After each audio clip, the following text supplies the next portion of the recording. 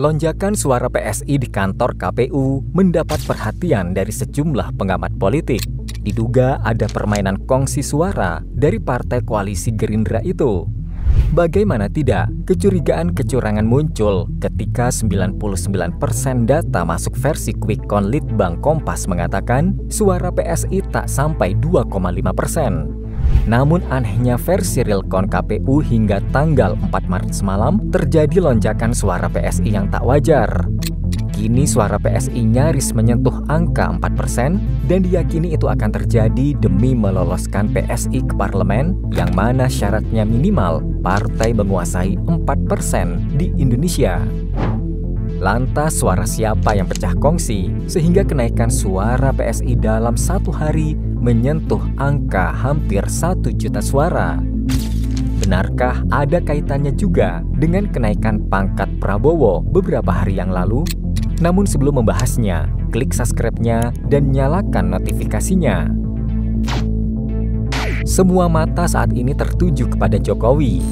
Ia adalah satu-satunya orang di balik indikasi kotor naiknya suara PSI yang tak wajar. Kekuasaan telah melumpuhkan otak Jokowi. Pertemuan Airlangga Hartarto dengan Jokowi di istana dalam sepekan terakhir diduga membahas soal kongsi suara. Golkar diminta oleh Jokowi untuk mensedekahkan suaranya ke PSI yang dipimpin oleh Kaisang Pangarep. Transaksi politik yang diberikan Jokowi adalah jaminan. Ya, Jokowi menjamin bahwa kader-kader Golkar akan diposisikan di jabatan strategis di pemerintahan Prabowo Gibran nantinya. Lagi pula, bagi Golkar bukan sebuah masalah jika ia harus berbagi suara dengan PSI. Pasalnya hingga detik ini, hanya 3 partai yang berhasil meraih suara di atas 10 juta, yaitu PDIP, Golkar, dan Gerindra. Ketiga partai ini menguasai parlemen. Golkar dan Gerindra merupakan koalisi dari Jokowi. Dan kebetulan kedua partai ini mempunyai suara yang jauh di atas syarat lolos parlemen, yakni 3,5 juta suara atau 4%. Oleh karena itu kenaikan suara PSI dicurigai ada kong kali kong antara Jokowi, Gerindra, dan Golkar. Karena sangat aneh rasanya ketika 99% data masuk versi quick count, PSI yang hanya dapat 2% justru di detik terakhir mengalami lonjakan hampir 4%. Kenaikan pangkat Prabowo jadi Jenderal Bintang 4 juga patut dicurigai. Karena tentunya sangat mustahil ada penghormatan tanpa bayaran. Prabowo membayar bintang 4-nya kepada Jokowi dengan memberi 1/3 suaranya untuk PSI agar anaknya Kaisang Pangarep dapat maju ke Pilkada Jawa Tengah atau DKI pada November tahun ini. Dan ide kotor ini berhasil dimainkan. Tetapi sayang, jika harus di detik akhir jabatannya, nama Jokowi justru tercoreng dengan permainan politik 3 kakinya. Sangat disayangkan, semakin kesini keberpihakan Jokowi dengan karir politik anaknya ditempuh dengan cara-cara yang curang. Jika dalam waktu 2 hari ke depan suara PSI menyentuh angka 4%, artinya sebuah tanda kehancuran demokrasi di Indonesia sedang dimulai. Rakyat masih punya kesempatan untuk menentukan arah bangsa ini berjalan. Pada November 2024 ini, Kaisang akan mendaftar sebagai calon gubernur Jawa Tengah. Tujuannya sangat jelas, PSI, Kaisang, dan Gibran ingin berjalan berbarengan untuk menguasai Indonesia.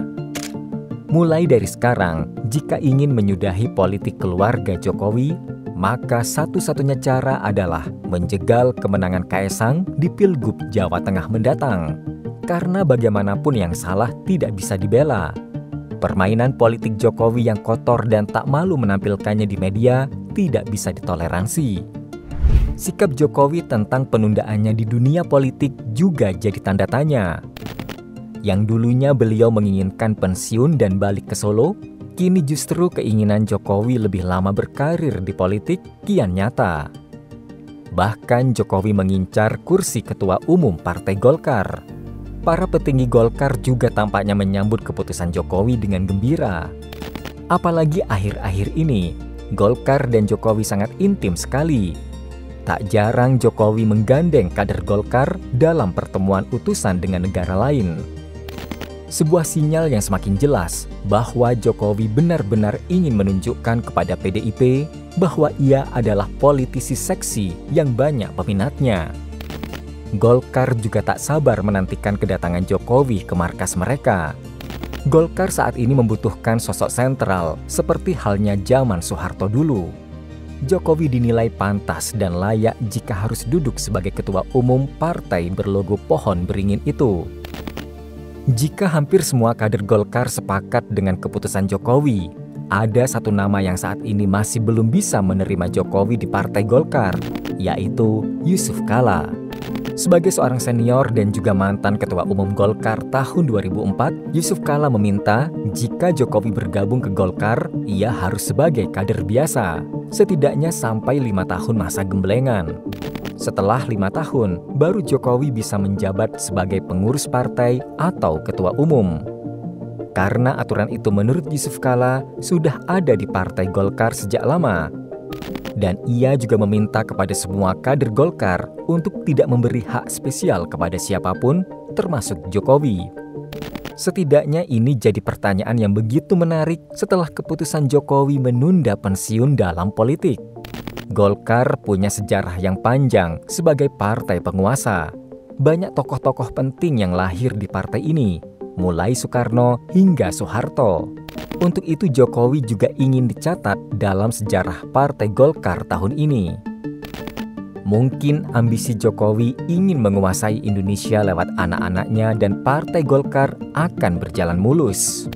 Apalagi Golkar merupakan partai pesaing berat PDIP, di mana kedua partai ini selalu bergantian memimpin kursi parlemen. Dan tidak pernah kedua partai ini dalam sejarahnya berada di bawah ambang batas parlemen. Campur tangan Jokowi yang tidak sehalus dulu demi memanjakan karir politik anaknya patut dicegah. Karena bagaimanapun ada banyak korban dari taktik yang dimainkannya. Golkar yang dulunya partai besar dan berintegrasi, kini jadi partai tawanan Jokowi. Lewat Menteri Investasi Bahlil Lahadalia yang juga seorang kader Golkar, diketahui sudah diutus Jokowi untuk membuka jalannya masuk sebagai ketua umum Golkar. Strateginya adalah Bahlil nanti akan dicalonkan terlebih dahulu oleh Jokowi dalam musyawarah nasional Golkar. Dan ketika berhasil menang sebagai ketua umum, tak lama setelahnya saat Jokowi habis masa jabatan presidennya, Bahlil mengundurkan diri dari ketua umum dan menunjuk Jokowi jadi penggantinya. Beginilah perputaran yang dilakukan. Satu-satunya cara untuk mengurangi egoisnya keluarga Jokowi adalah dengan cara menjegal Gibran di Pilgub Jawa Tengah 2024 ini. Kira-kira bagaimana menurut kalian? Tulis di kolom komentar, and see you next video. Bye-bye.